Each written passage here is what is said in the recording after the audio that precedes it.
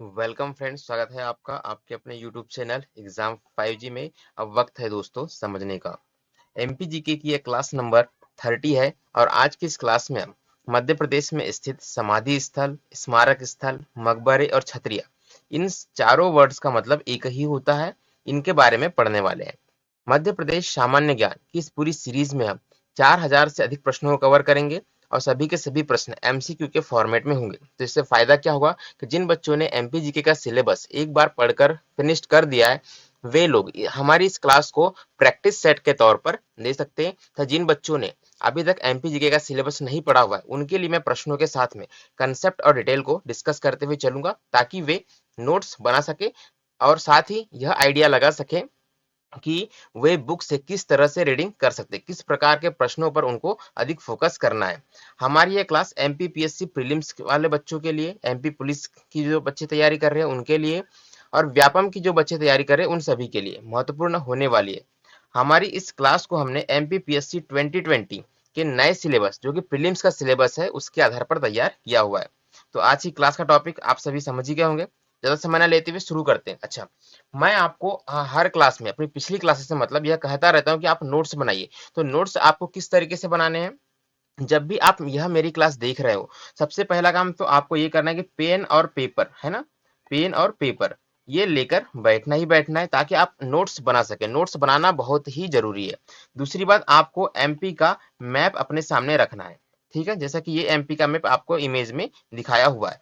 तो मैं जो नोट्स बनाता हूँ वो कुछ इस तरीके से बनाता हूँ। यदि मुझे एमपी में स्थित समाधि और मकबरे के बारे में पढ़ना हो, तो मैं इस तरीके से नोट्स बनाऊंगा, ताकि एग्जाम से पहले मैं उसे एक नजर में रिवाइज कर सकूं। तो एक सैंपल नोट है ना। तो आपको अपनी नोट्स अपने तरीके से तैयार करनी है। मैं हर क्लास में आपसे कहता हूँ कि नोट्स तैयार करो, पर किस तरीके से तैयार करना मैंने आपको पहले कभी बताया नहीं। तो आज उसके लिए मैं एक सैंपल आपके लिए लेकर आया हूँ। तो इस तरीके से आप अपनी नोट्स तैयार कर सकते हैं। ठीक है, चलिए क्लासेस पर आते हैं। आज की इस क्लास का पहला प्रश्न है कि मध्य प्रदेश में मनोहर दास की छतरी किस स्थान पर स्थित है। ठीक है, मनोहर दास की छतरी। सबसे पहले मैं आपको मनोहर दास के बारे में बता दूं। मनोहर दास का संबंध औरंगजेब से रहा है। ठीक है, औरंगजेब के यह समकालीन थे। पहली बात तो आपको ये याद रखनी है। दूसरी बात, इनकी छतरी के बारे में हम जानते हैं। छतरी का मतलब क्या है? छतरी हो, समाधि कहे या मकबरा कहे, ये वे स्थान होते हैं जिन स्थान पर मरने के बाद इन लोगों को दफनाया गया हुआ है। ठीक है, इस प्रश्न का सही जवाब है श्योपुर जिला।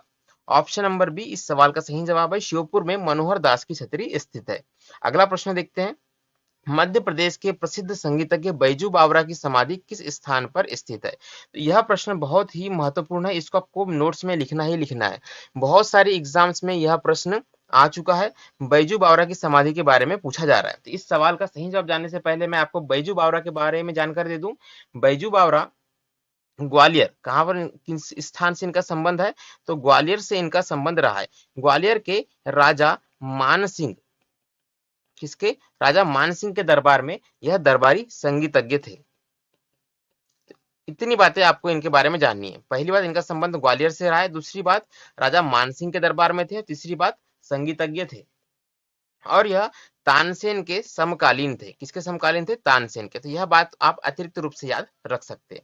यदि स्पेशली इनकी समाधि की बात की जाए, तो इनकी समाधि हमको अशोकनगर जिले में चंदेरी नामक स्थान पर देखने को मिलती है। आपने चंदेरी के किले के बारे में पढ़ा होगा। चंदेरी के किले के भीतर ही इनकी समाधि है। अगला प्रश्न देखते हैं। मध्य प्रदेश में मोहम्मद आलम मुनव्वर का मकबरा किस स्थान पर स्थित है? तो इस सवाल का सही जवाब है श्योपुर। ऑप्शन नंबर सी इस सवाल का सही जवाब है। यदि हम इनके टाइम पीरियड की बात करें, तो यह शेर शाह सूरी के समकालीन थे। शेर शाह सूरी। इस प्रश्न के बारे में इतनी जानकारी सफिशियंट है।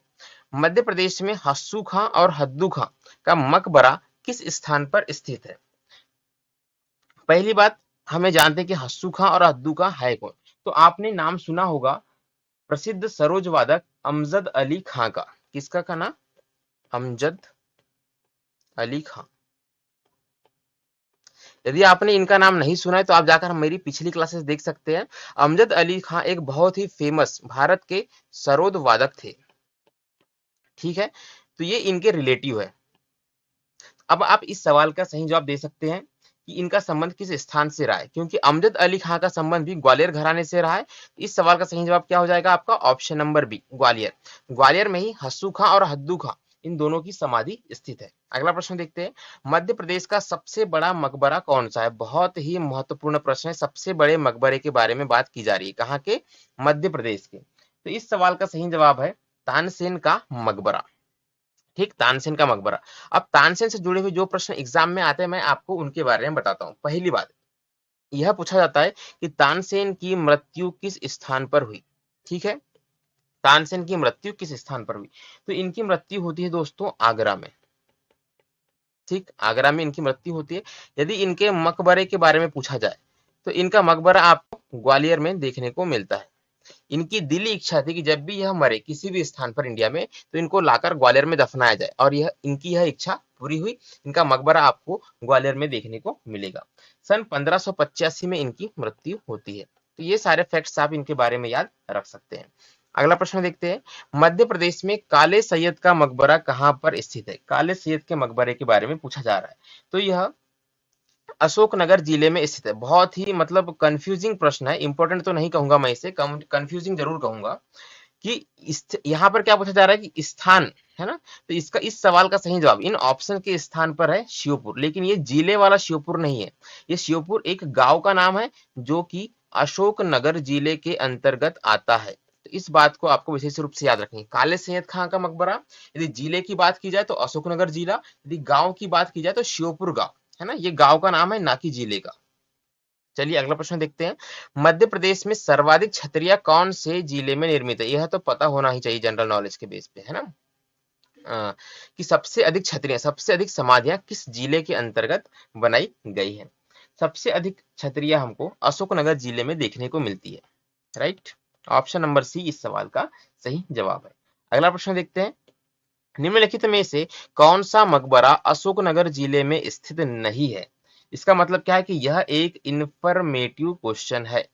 ठीक है, तो आपको यहां से क्या पता चलेगा कि अशोकनगर जिले के अंतर्गत कौन कौन से मकबरे स्थित हैं। ठीक है दोस्तों, तो अशोकनगर जिले में हमको सूफी संतों का मकबरा देखने को मिलता है, शेख का मकबरा देखने को मिलता है और काजी का मकबरा देखने को मिलता है। लेकिन यह लोहांगी पीर का मकबरा अशोकनगर जिले में नहीं है, जो कि इस सवाल का सही जवाब है। तो लोहांगी पीर का मकबरा हमको कहाँ मिलेगा? तो लोहांगी पीर का मकबरा हमको विदिशा जिले के अंतर्गत देखने को मिलता है। ठीक है, तो इस प्रकार से आप इस प्रश्न को समझ सकते हैं। अगला प्रश्न देखें, मध्य प्रदेश में कमलापति का मकबरा किस स्थान पर स्थित है? यह इसको मैं एक महत्वपूर्ण प्रश्न कहूंगा, एग्जाम में यह पूछा जा सकता है। कमलापति का मकबरा छतरपुर जिले में स्थित है, सॉरी छतरपुर जिले में स्थित है। ऑप्शन नंबर सी इस सवाल का सही जवाब है।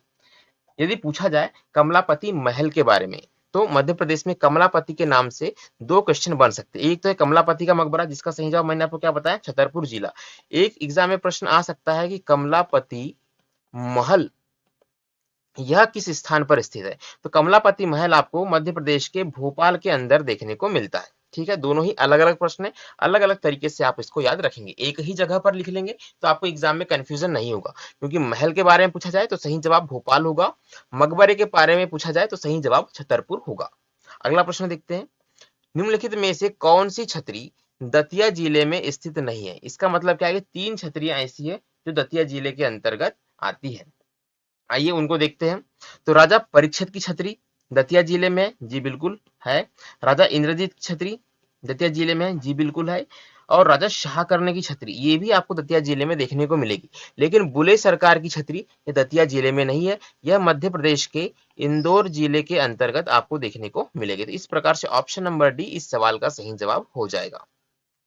जिन लोग को प्रश्न और आंसर में कुछ कंफ्यूजन लग रहा है तो वो रिवाइज करके वीडियो को देख सकते हैं, है ना। ठीक है, तो आपके YouTube पर इस स्थान पर आप टैपिंग करेंगे, ऐसे ऐसे करके 2-3 बार अगर आप इसे टैप करेंगे तो यह क्या हो जाएगा, 10 सेकंड 15 सेकंड पीछे चला जाएगा। जिन लोगों को समझने में दिक्कत जा रही है वो उन प्रश्नों को रिवाइज करके एक बार देख सकते हैं। अगला प्रश्न देखिए, बुंदेला शासक छत्रसाल का स्मारक कहां पर है? इसको मैं एक महत्वपूर्ण प्रश्न कहूंगा, है ना, इंपॉर्टेंट प्रश्न मैं इसको कहूंगा। पता होना चाहिए कि छत्रसाल का स्मारक मध्य प्रदेश के कौन से स्थान पर स्थित है? तो छत्रसाल की जो छतरी है हमको छतरपुर के अंतर्गत देखने को मिलती है। ऑप्शन नंबर सी इस सवाल का सही जवाब है। ठीक है, छतरपुर छत्रसाल, इस तरीके से आप इसको याद रख सकते हैं। तो यदि छत्रसाल के हम टाइम पीरियड की बात करें तो औरंगजेब के समकालीन हम इनको देखते हैं। अगला प्रश्न है, हरदौल का चबूतरा या हरदौल की समाधि कहां पर स्थित है? इसको भी मैं एक महत्वपूर्ण प्रश्न कहूंगा। पिछली क्लासेस में यह प्रश्न आया है कि हरदौल की मनोती का संबंध किस स्थान से है। तो हरदौल की मनोती का संबंध हरदौल के चबूतरे से है, और हरदौल का चबूतरा आपको ओरछा के अंदर देखने को मिलेगा। तो ऑप्शन नंबर सी इस सवाल का सही जवाब है। विवाह के अवसर पर हरदौल की मनोती नाम से एक प्रथा होती है, ठीक है, इसको आप अतिरिक्त रूप से याद रख सकते हैं। ओरछा से इसका संबंध है। अगला प्रश्न है, मध्य प्रदेश में शहजादा परवेज का मकबरा किस स्थान पर स्थित है? तो शहजादा परवेज का मकबरा हमको मध्य प्रदेश के बुरहानपुर जिले में देखने को मिलता है। ऑप्शन नंबर ए इस सवाल का सही जवाब है। अगला प्रश्न है, सिंधिया वंश के संस्थापक राणोजी सिंधिया की छतरी कहां पर स्थित है? जिन लोगों ने डीप में, है ना, थोड़ा डीप में एमपीजी को नहीं पढ़ा है, वो इसका ऑप्शन ग्वालियर टिक करते हैं, ठीक है, जो कि एक गलत जवाब है। राणोजी सिंधिया जो कि सिंधिया वंश के संस्थापक थे, एक प्रश्न तो ये बन गया आपका, संस्थापक है। इनकी छतरी आपको ग्वालियर में देखने को नहीं मिलती है। जब सिंधिया वंश का शासन मध्य प्रदेश पर आरंभ हुआ था तो इनको उज्जैन का क्षेत्र दिया गया था। कहाँ का क्षेत्र दिया गया था? उज्जैन का। तो सिंधिया वंश का संबंध उज्जैन जिले से भी रहा है, इसको आप अतिरिक्त फैक्ट के रूप में याद रख सकते हैं। अब हम प्रश्न पर आते हैं, स्थान के बारे में पूछा जा रहा है, तो इसका सही जवाब है Shajapur, right. Shajapur is the right answer. Ranoji Scindia की समाधि शाजापुर में, चूंकि यह ग्वालियर में या शिवपुरी में नहीं है। यदि आप हम सिंधिया वंश की बात करें तो आपको इनकी छतरियां, इनके स्मारक जो हैं या तो ग्वालियर में देखने को मिलेंगे या तो शिवपुरी में देखने को मिलेंगे। लेकिन इस सवाल का सही जवाब क्या है? शाजापुर। तो इसलिए यह थोड़ा सा महत्वपूर्ण हो जाता है। एग्जामिनर आपको कंफ्यूज करने के लिए यह प्रश्न एग्जाम में दे सकता है। शाजापुर को आप याद रखेंगे, राइट। अगला प्रश्न देखते हैं, निम्नलिखित में से कौन सा विकल्प सुमेलित नहीं है? यह पूछा गया है, नहीं है पूछा गया है। एक तरफ मकबरों के नाम दिए गए हैं और एक तरफ उनके स्थान के बारे में दिया गया है, राइट। तो दुर्गादास की छतरी हमको उज्जैन में देखने को मिलती है, जी बिल्कुल सही है। सती की छतरी हमें अशोकनगर में देखने को मिलती है, यह भी बिल्कुल सही है। सवाई सिंह का मकबरा छतरपुर से संबंधित है, ये भी बिल्कुल सही है। वीर सिंह बुंदेला की छतरी हमको दतिया में देखने को नहीं मिलती है। वीर सिंह बुंदेला की छतरी ओरछा में है। कहां पर है यह? ओरछा में। और यह इस सवाल का सही जवाब है, राइट। ये क्या है? इस सवाल का सही जवाब है। आंसर क्या है इसका? डी। यहाँ पर नहीं है, यह पूछा गया था इंफॉर्मेटिव क्वेश्चन के रूप में हम इसको देखते हैं। क्या क्या सही है यहाँ पर? दुर्गादास की छतरी उज्जैन में, सती की छतरी अशोकनगर में, सवाई सिंह का मकबरा छतरपुर में और वीर सिंह बुंदेला की छतरी ओरछा में है, राइट। क्लियर है। अगला प्रश्न देखते हैं, मध्य प्रदेश में बेरछा की रानी का मकबरा किस स्थान पर स्थित है? बेरछा की रानी का मकबरा हमको छतरपुर जिले में देखने को मिलता है। ऑप्शन नंबर सी इस सवाल का सही जवाब है। यदि पूछा जाए कि इनका संबंध किससे है तो 1857 की क्रांति में इनकी मुख्य भूमिका रही थी इस क्षेत्र में, ठीक है। तो 1857 की क्रांति से इसका संबंध रहा है, ठीक। अगला प्रश्न देखें, मध्य प्रदेश में शहीद स्मारक कहां पर स्थित है? बहुत ही महत्वपूर्ण प्रश्न है, इसके बारे में आपको सारी जानकारियां याद रखनी है। तो पहले मैं आपको इसका सही जवाब बताता हूं। शहीद स्मारक हमको मध्य प्रदेश की राजधानी भोपाल में देखने को मिलता है। ऑप्शन नंबर बी इस सवाल का सही जवाब है। बारे में क्या याद रखना है? यदि इसकी स्थापना की बात की जाए, ठीक है, सारे फैक्ट आपको याद रखने हैं, इनको आप नोट करिएगा। स्थापना की बात की जाए तो 2017 में इसकी स्थापना हुई थी। किस देश की सहायता से हुई थी, है ना, किस देश की सहायता हमको प्राप्त थी? यहाँ पर हमको सिंगापुर ने मदद की थी इसको स्थापित करने में, शहीद स्मारक, राइट। तो ये दो फैक्ट्स आप इसको विशेष रूप से याद रखेंगे। अगला प्रश्न देखते हैं, मध्य प्रदेश में अंग्रेजों की कब्र, जिसको कि हम गोरा कब्र के नाम से भी जानते हैं, किस स्थान पर स्थित है? यह पूछा गया है। मध्य प्रदेश में गोरा कब्र हमको विदिशा जिले के अंतर्गत देखने को मिलता है। तो ऑप्शन नंबर बी इस सवाल का सही जवाब है। विदिशा में भी यदि तहसील की बात की जाए तो सिरोंज, है ना, यह तहसील का नाम है। आई थिंक यहाँ लास्ट में जे होगा, है ना, स्पेलिंग थोड़ी मिस्टेक हो सकती है। सिरोंज तहसील में आपको यह देखने को मिलेगा, जिला विदिशा। यदि यहाँ पर भी आपको गांव के बारे में पूछा जाए तो गांव का नाम है सारंगपुर, ठीक है। तो सारंगपुर, सिरोंज, विदिशा, तीनों ही नाम आपको याद रखनी है। गोरा कब्र बहुत ही महत्वपूर्ण है। अगला प्रश्न देखते हैं, निम्नलिखित में से कौन सा ऐतिहासिक स्थल सुमेलित नहीं है? एक तरफ हमको ऐतिहासिक स्थल के नाम दिए गए हैं, एक तरफ हमको स्थान के नाम दिए गए हैं। राइट। यशवंतराव होलकर की छतरी भानपुरा में हमको देखने को मिलती है, जी बिल्कुल भानपुरा में हमको देखने को मिलेगी, तो यह क्या हो जाएगा आपका राइट हो जाएगा। मल्हार राव होलकर की छतरी आलमपुर भिंड में देखने को मिलती है। कृष्णाबाई होलकर की छतरी आपको इंदौर में देखने को मिलती है। तो तीनों ही क्या है आपके सही जवाब है। राइट। लेकिन यहाँ पर नहीं है पूछा है, तो इस सवाल का सही आंसर क्या हो जाएगा, उदाजी पवार के वंशजों की छतरी, यह देवास में देखने को नहीं मिलती, यह आपको धार जिले के अंतर्गत मिलेगी। राइट। तो इन सभी को आपको याद रखना है। यदि इनमें सबसे महत्वपूर्ण की बात करूं तो आपको ऑप्शन नंबर बी को विशेष रूप से याद रखना है। ठीक है, ये थोड़ा सा इंपॉर्टेंट है क्योंकि यह भिंड में आपको देखने को मिलेगा। मल्हार राव होलकर, होलकर का संबंध इंदौर यानी कि मालवा के क्षेत्र से रहा है और उसके बाहर भिंड में यह छतरी स्थित है। भिंड में इनका स्मारक बना हुआ है, इसीलिए यह थोड़ा सा महत्वपूर्ण हो सकता है। विशेष रूप से आपको याद रखना है मल्हार राव होलकर का संबंध भिंड से भी रहा है या भिंड में इनका स्मारक स्थित है, ऐसा हम कह सकते हैं। अगला प्रश्न देखते हैं, मध्य प्रदेश में कान्हा बाबा की समाधि कहां पर स्थित है। कान्हा बाबा का एक मेला, यह भी एग्जाम में बहुत पूछा जाता है, इसीलिए यह प्रश्न थोड़ा सा इंपॉर्टेंट है।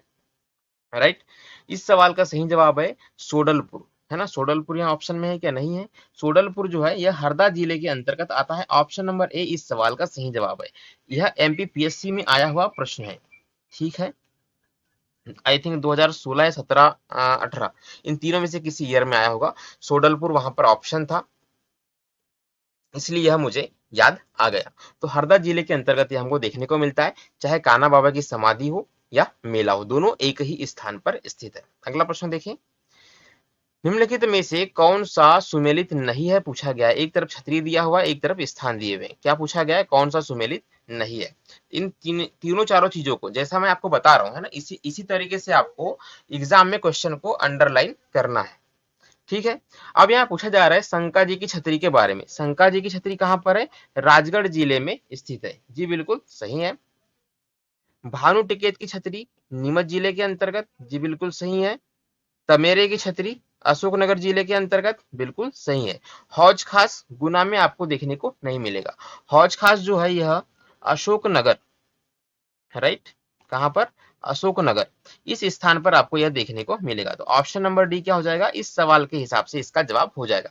बाकी सारी जानकारियां आपको याद रखनी है, इसमें ज्यादा कुछ इंपॉर्टेंट नहीं है, बस आपको फ्रिक्वेंटली पढ़ना है, रटना नहीं किसी चीज को, है ना। 2-3 बार आप इसको देखोगे वीडियो को, आपको ये चीजें ऑटोमेटिकली याद हो जाएगी। यह प्रश्न बहुत ही महत्वपूर्ण है, इनसे संबंधित प्रश्न एग्जाम में आते रहते हैं। मध्य प्रदेश में रानी रूपमती एवं बाज बहादुर का मकबरा किस स्थान पर स्थित है, यह पूछा जा रहा है। तो रानी रूपमती और बाज बहादुर, यदि इन दोनों की बात करूं, ठीक है, तो इनका संबंध मध्य प्रदेश के मांडू नामक स्थान से रहा है, लेकिन इनका मकबरा मांडू में स्थित नहीं है।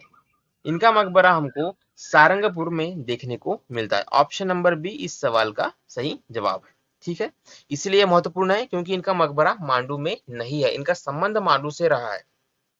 राइट, सारंगपुर आपको विशेष रूप से याद रखना है। अगला प्रश्न देखें, निम्नलिखित में से कौन सा विकल्प सही सुमेलित नहीं है, यह पूछा गया है।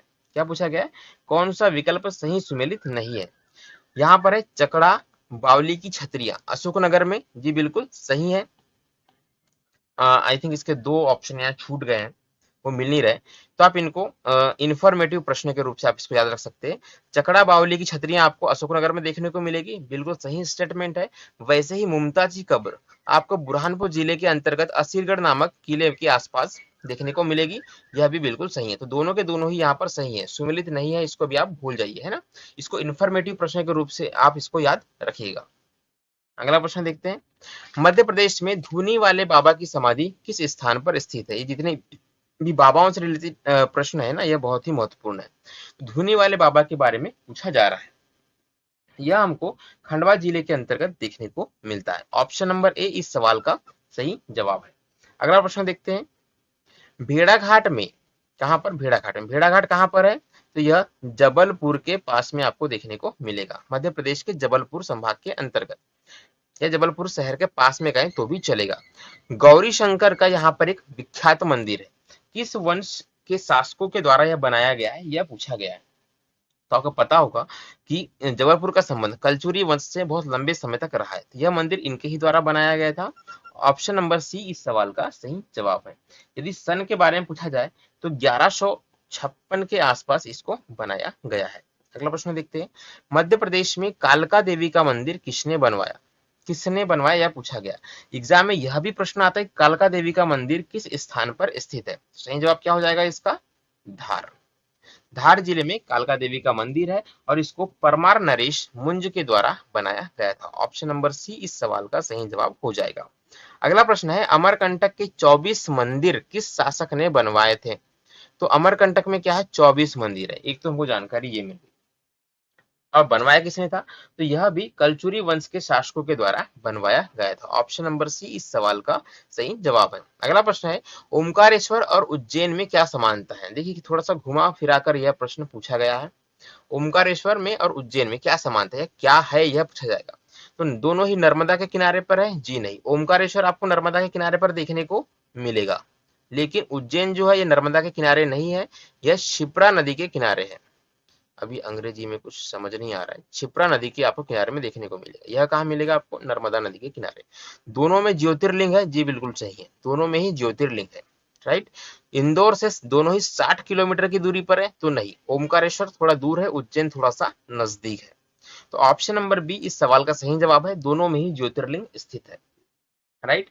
अगला प्रश्न देखते हैं। अच्छा, यदि हम ज्योतिर्लिंगों की बात करें तो ओमकारेश्वर में कौन सा ज्योतिर्लिंग है? तो ओमकारेश्वर में आपको ममलेश्वर यह ज्योतिर्लिंग देखने को मिलेगा। यदि हम उज्जैन की बात करें तो उज्जैन में आपको महाकालेश्वर,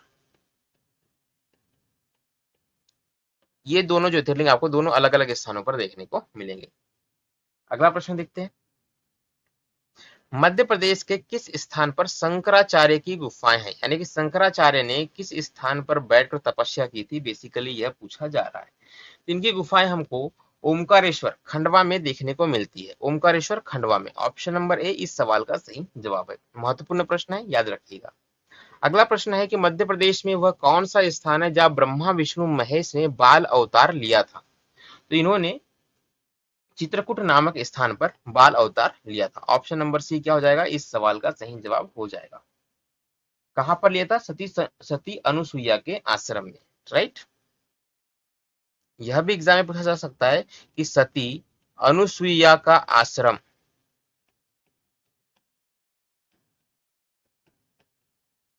किस स्थान पर स्थित है? तो सही जवाब क्या होगा? चित्रकूट होगा।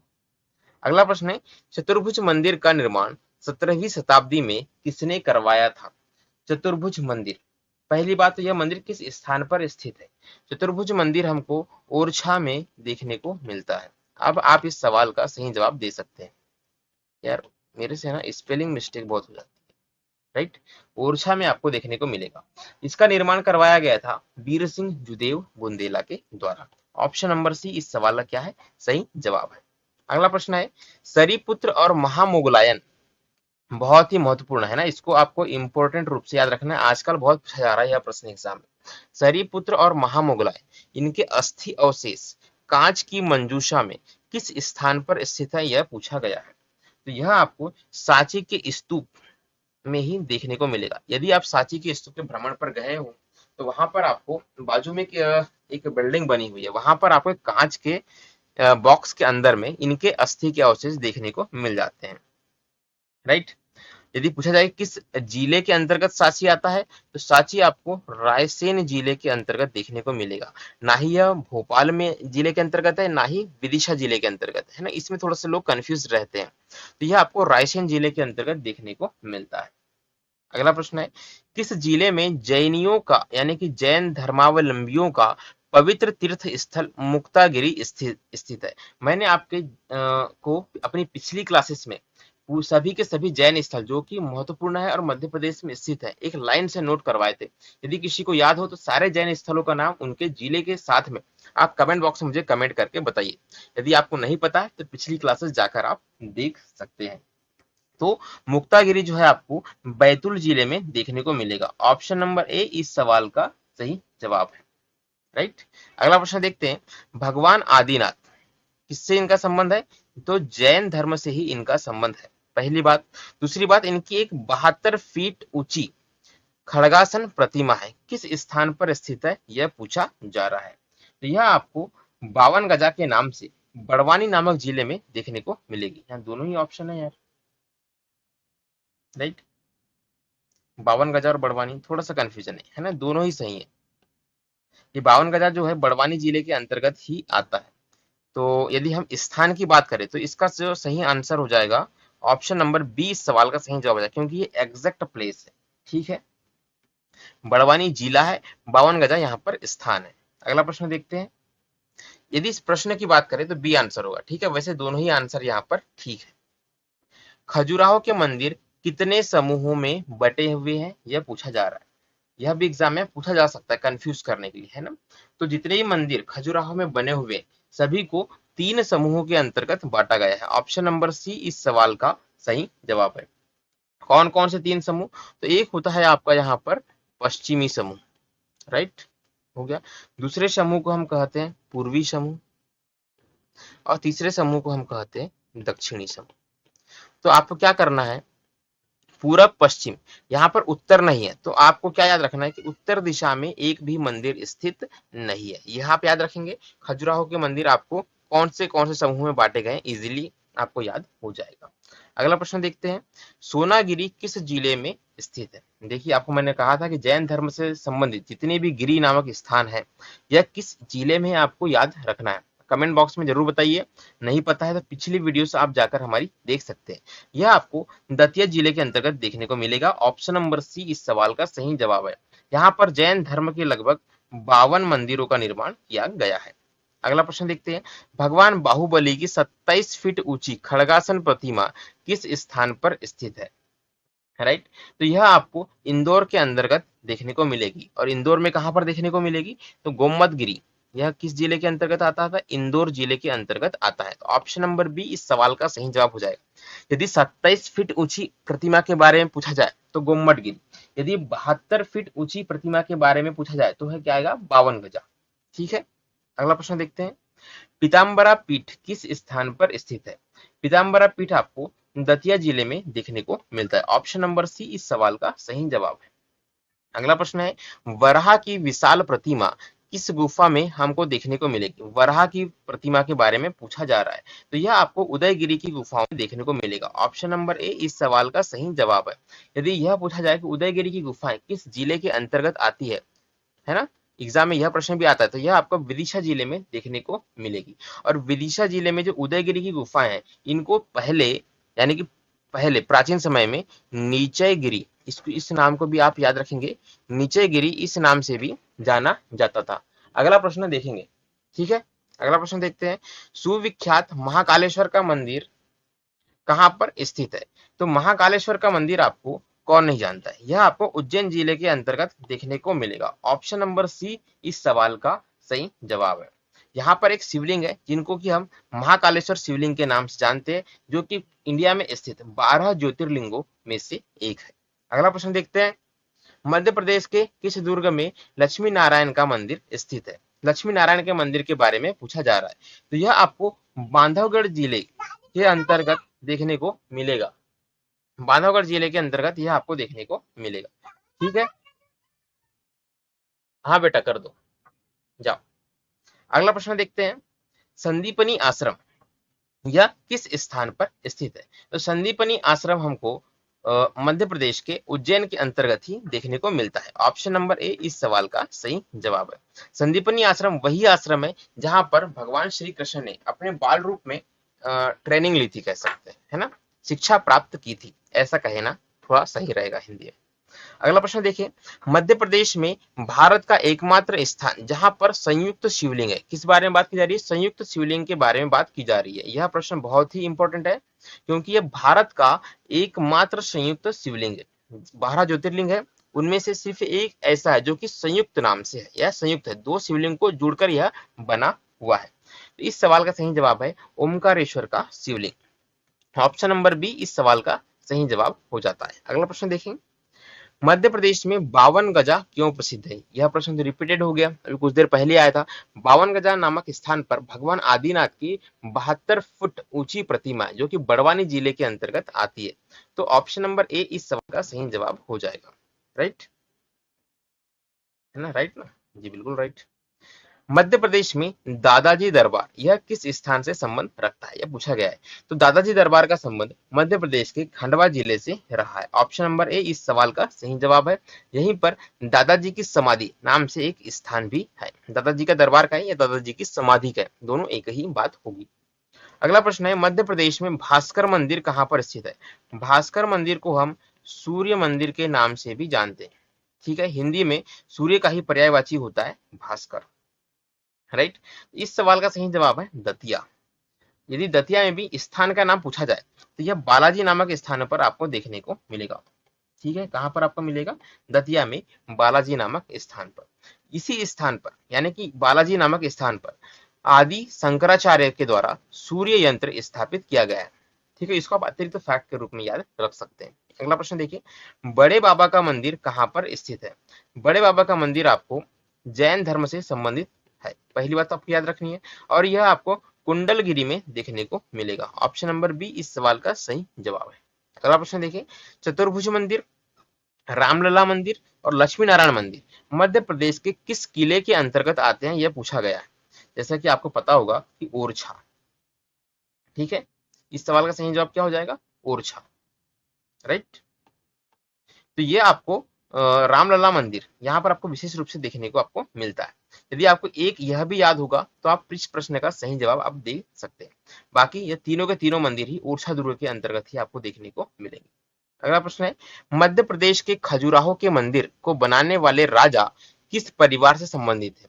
एग्जाम में सीधा प्रश्न यह बनता है, बहुत बार पूछा गया है ना, गिनती नहीं है कि खजुराहो के मंदिर किस वंश के द्वारा निर्मित है।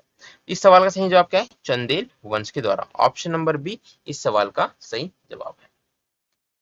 अगला प्रश्न देखें, मध्य प्रदेश का कौन सा नगर बौद्ध नगरी के नाम से विख्यात है।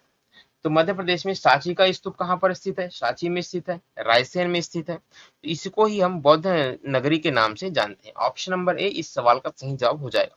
सांची के स्तूप का निर्माण किसने करवाया था, तो सम्राट अशोक के द्वारा इसका निर्माण करवाया गया था। राइट, अगला प्रश्न देखते हैं, और सांची का किस जिले के अंतर्गत आता है, तो यह आपको रायसेन जिले के अंतर्गत देखने को मिलेगा। राइट, जेल प्रहरी में आया हुआ प्रश्न है। अगला प्रश्न देखिए, सांची पर्यटन स्थल खालिस्तान के निकट है, किस स्थान से समीप है, यह पूछा जा रहा है। उज्जैन, इंदौर, ग्वालियर और भोपाल। तो यह आपको भोपाल से महज 40 किलोमीटर की दूरी पर देखने को मिलेगा। ऑप्शन नंबर ए इस सवाल का सही जवाब है। अगला प्रश्न है, प्रसिद्ध मैहर माता का मंदिर किस जिले के अंतर्गत आता है। एग्जाम में आया हुआ प्रश्न है, मैहर का मंदिर आपको सतना जिले के अंतर्गत देखने को मिलेगा। ऑप्शन नंबर ए इस सवाल का सही जवाब है। एक अन्य फैक्ट भी आप याद रख सकते हैं कि मैहर को हम संगीत नगरी के नाम से भी जानते हैं। किस नाम से जानेंगे इसको, संगीत नगरी के नाम से भी हम इसको जानते हैं। ठीक, अगला प्रश्न देखते हैं। अच्छा, आपको यह बताना है, पिछली क्लास में मैंने आपको बताया था कि मैहर में जो शारदा माता का मंदिर है ये किस पहाड़ी पर स्थित है। आपको पहाड़ी का नाम बताना है, तो कमेंट बॉक्स में आप पहाड़ी लिखेंगे और इसका नाम जो भी है डैश करके आपको लिखना है। ठीक है, कमेंट बॉक्स में इस सवाल का जवाब जरूर देना है, क्योंकि रिपीटेड प्रश्न है, ये पिछली क्लास में बताया है मैंने आपको। मैहर माता के मंदिर में माँ दुर्गा का कौन सा रूप स्थित है। ठीक है, तो मैहर में माँ शारदा का मंदिर आपको देखने को मिलता है। ऑप्शन नंबर बी इस सवाल का सही जवाब है। अगला प्रश्न है, देश का एकमात्र, ठीक है, बहुत ही महत्वपूर्ण, इंपोर्टेंट में इंपोर्टेंट, देश का एकमात्र दक्षिण मुखी ज्योतिर्लिंग के बारे में पूछा जा रहा है। तो मध्य प्रदेश के उज्जैन में स्थित, कहां पर, उज्जैन में स्थित महाकालेश्वर, यह एकमात्र मध्य प्रदेश का दक्षिण मुखी ज्योतिर्लिंग है। अगला प्रश्न देखते हैं, मध्य प्रदेश के किस जिले में प्रसिद्ध चामुंडा माता एवं तुलजा भवानी, किसका, चामुंडा माता का और तुलजा भवानी का मंदिर स्थित है, यह पूछा गया है। तो यह आपको देवास जिले में देखने को मिलता है। ऑप्शन नंबर डी इस सवाल का सही जवाब हो जाएगा। अगला प्रश्न देखिए, देश का एकमात्र, जहां पर भी देश का एकमात्र, भारत का पहला, मध्य प्रदेश का पहला या मध्य प्रदेश का एकमात्र, इस प्रकार के वर्डिंग का प्रयोग हो, उस प्रश्न को आप ऑटोमेटिकली इंपॉर्टेंट कहकर नोट डाउन कर सकते हैं। तो यहाँ पर देश का एकमात्र नागचंद्रेश्वर मंदिर, जिसके दर्शन वर्ष में केवल एक बार होते हैं, यानी कि साल में सिर्फ एक बार यह मंदिर खुलता है। और कब खुलता है, तो नाग पंचमी के अवसर पर खुलता है। मध्य प्रदेश में कहां पर है, यह पूछा गया है। तो ये मध्य प्रदेश में आपको महाकालेश्वर परिसर के अंदर ही देखने को मिलेगा। कहां पर? महाकालेश्वर परिसर उज्जैन में। ऑप्शन नंबर बी इस सवाल का सही जवाब है। राइट। अगला प्रश्न है, अश्वत्थामा का संबंध किस स्थान से रहा है मध्य प्रदेश में? इस प्रकार से पूछा जा सकता है। या इनका मंदिर कहां पर है, यह पूछा गया है। तो यह आपको बुरहानपुर जिले में देखने को मिलेगा। और इनमें से कौन सा स्थान बुरहानपुर जिले में? तो असीरगढ़ का किला, यह आपको बुरहानपुर जिले के अंतर्गत देखने को मिलता है। तो ऑप्शन नंबर सी इस सवाल का सही जवाब हो जाएगा। है ना, एक ऐसी कहानी है जिसके अनुसार अश्वत्थामा जो है यह अमर है ना, अमर है, और आज भी उस स्थानों पर घूमते हुए देखे जाते हैं, ऐसी एक कहानी है। अब सही है गलत है मुझे नहीं पता। चलिए अगला प्रश्न देखते हैं। प्रसिद्ध सास बहू का मंदिर, जब से यह सीरीज चालू हुई है, न जाने यह प्रश्न मैंने आपको कितनी ही बार पढ़ा दिया है। सास बहू का मंदिर यह किस स्थान पर स्थित है, यह पूछा जा रहा है। तो यह आपको ग्वालियर में देखने को मिलता है। ऑप्शन नंबर डी इस सवाल का सही जवाब है। एग्जाम में यह प्रश्न भी आता है कि सास बहू के मंदिर में किसकी प्रतिमा है। राइट, किसकी प्रतिमा है या मूर्ति है? तो भगवान विष्णु के सहस्त्र बाहु, थोड़ा सा गड़बड़ हो रहा है, एक सेकेंड, कैसा लिखते हैं इसे, सहस्त्र बाहु, इस अवतार का आपको यहाँ पर मूर्तियां आपको देखने को मिलेगी। सहस्त्र बाहु है ना, इसी को अगर आप स्पेल करें तो सास बहू बन जाता है, सहस्त्र बाहु। तो इस तरीके से आप इसको याद रख सकते हैं। भगवान विष्णु की यहाँ पर प्रतिमा है, सास बहू मंदिर इसका नाम है, और ग्वालियर स्थान का नाम है जहां पर यह स्थित है। प्रश्न है कि इनमें से भगवान महादेव का कौन सा ज्योतिर्लिंग उज्जैन में स्थित है? उज्जैन मध्य प्रदेश में। तो सारे के सारे ज्योतिर्लिंगों के नाम है। ठीक है, आप इसे गूगल पर सर्च करिएगा, कौन सा ज्योतिर्लिंग इंडिया में किस स्थान पर स्थित है। यहाँ पर स्पेशली उज्जैन की बात की जा रही है। उज्जैन के ज्योतिर्लिंग को हम महाकालेश्वर इस नाम से जानते हैं। ऑप्शन नंबर बी क्या हो जाएगा? इस सवाल का सही जवाब हो जाएगा। अगला प्रश्न देखेंगे। कंदरिया महादेव का मंदिर बहुत ही महत्वपूर्ण है, किस स्थान पर स्थित है यह पूछा गया है। कंदरिया महादेव का मंदिर हमको खजुराहो के अंतर्गत देखने को मिलता है। खजुराहो मंदिर समूह में यह स्थित है। राइट, अब इसके बारे में कुछ मैं आपको विशेष जानकारियां देता हूं। जैसे कि खजुराहो के मंदिर, इनका निर्माण चंदेल वंश के राजाओं के द्वारा करवाया गया था। नोट्स में आपको इसको याद रखना है। दूसरी बात, खजुराहो को वर्ल्ड हेरिटेज साइट यानी कि विश्व विरासत सूची में कब शामिल किया गया? तो यह इसको 1986 में शामिल किया गया था। तो ये दो फैक्ट आपको विशेष रूप से याद रखना है खजुराहो के बारे में। अगला प्रश्न है कि सोनागिरी किसके लिए प्रसिद्ध है? सोनागिरी में आपको क्या देखने को मिलेगा? सोनागिरी में 108 कितने 108 जैन मंदिर हमको देखने को मिलते हैं। जैन मंदिरों के लिए फेमस है। ऑप्शन नंबर डी इस सवाल का सही जवाब है। अगला प्रश्न है कि उज्जैन के मंदिर खालिस्तान के उदाहरण है। मथुरा स्कूल ऑफ आर्ट के हैं, गंधारा स्कूल ऑफ आर्ट है, दिबुंदेला आर्ट के हैं, चंदेला आर्ट के हैं। राइट, तो ऑप्शन नंबर ए इस सवाल का सही जवाब है, मथुरा स्कूल आर्ट। इस शैली में उज्जैन के मंदिर आपको बने हुए देखने को मिलेंगे।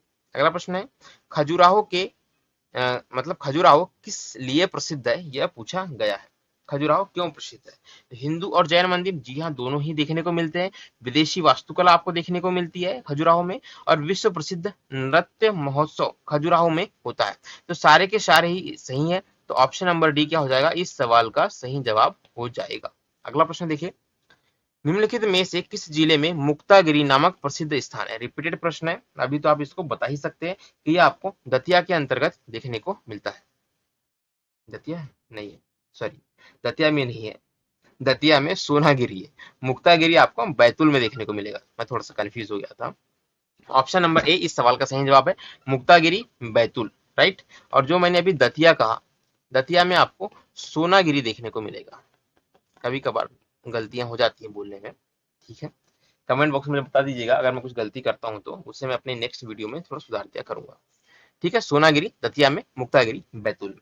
अगला प्रश्न है, निम्नलिखित में से मध्य प्रदेश में दक्षिण भारतीय पद्धति का मंदिर कौन सा है? यानी कि वेस्टर्न कह रहा हूं मैं, साउथ में क्या है, किस शैली के मंदिर है? तो द्रविड़ शैली के मंदिर आपको साउथ में देखने को मिलते हैं।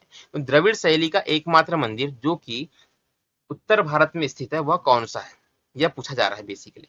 तो यह है तेली का मंदिर। ऑप्शन नंबर बी इस सवाल का सही जवाब है, और यह आपको ग्वालियर के अंतर्गत देखने को मिलेगा, या ग्वालियर जिले में देखने को मिलेगा।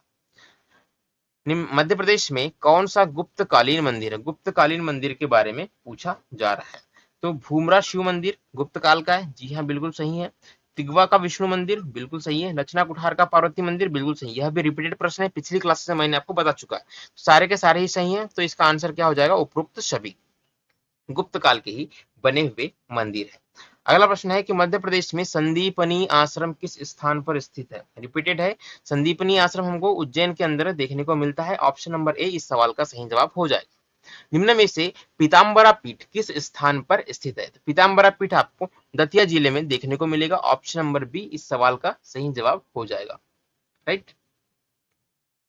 इसके बारे में कोई चीज याद नहीं आ रही है। यहाँ पे एक प्रसिद्ध मंदिर है ना, दतिया जिले के पीताम्बरा पीठ में, जिसको किस समझाना जाता है। चलो आगे मुझे याद आएगा तो मैं आपको बता दूंगा, है ना।